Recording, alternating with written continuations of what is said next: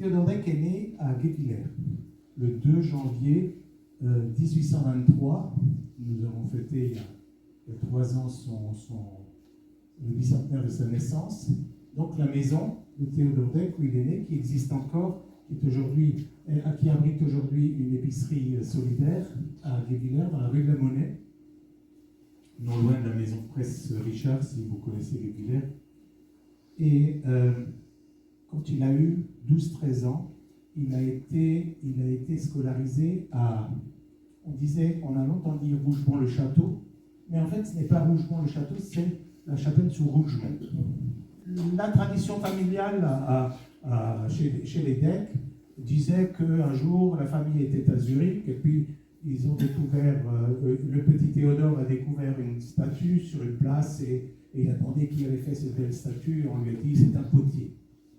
À partir de là, il voulait être potier. Bon, ça c'est la tradition orale familiale.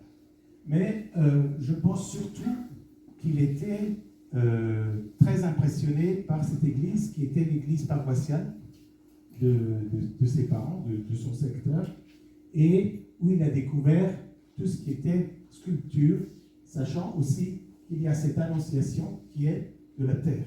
En 1856, il s'installe, on a du papier en tête, Théodore Deck, faïence d'art, poterie, émaux, mosaïque, à la rue Fontaine-Roi, la même rue que son patron.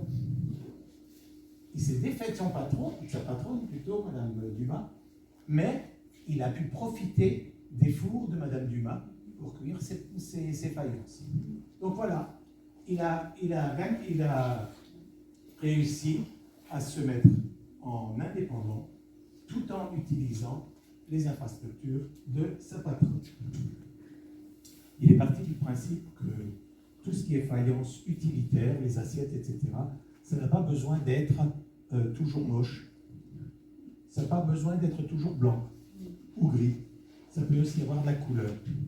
Et c'est là qu'il a commencé aussi à mettre des couleurs sur des ustensiles qu'on utilise au quotidien. Deck était céramiste, mais il était aussi autre chose. Notamment, il s'est fait embaucher par un copain qui s'appelle Claude Antibes Corbon pour entrer au conseil municipal de Paris.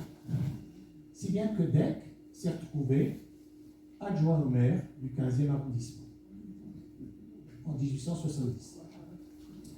Deck est mort le 15 mai 1891 et là nous avons des témoignages de Sophie Chépy. Mon pauvre ami, Monsieur Théodore, est mort à Sèvres hier. Je l'ai appris par le journal et tout affolé, j'ai couru là-bas. Dans le bouleversement, tout le monde avait oublié de me prévenir. Il n'y avait que mademoiselle Delannoy qui avait pensé à moi.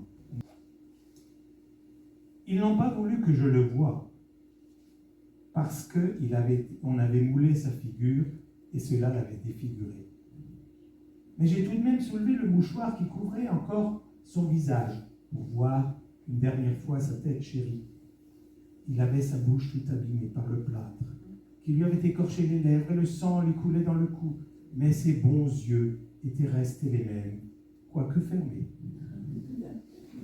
Mon bouquet était le premier qu'il avait sur son lit. Il était à moitié assis et si mal arrangé que, comme si aucune main amie ne s'était occupée de lui.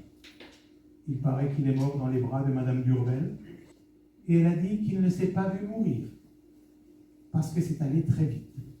Il a eu un étouffement qui a duré près de 5 minutes. Il ne s'est pas vu mourir. Hein. Il est devenu violet, a raidi les bras, tourné les yeux, et s'en était fait.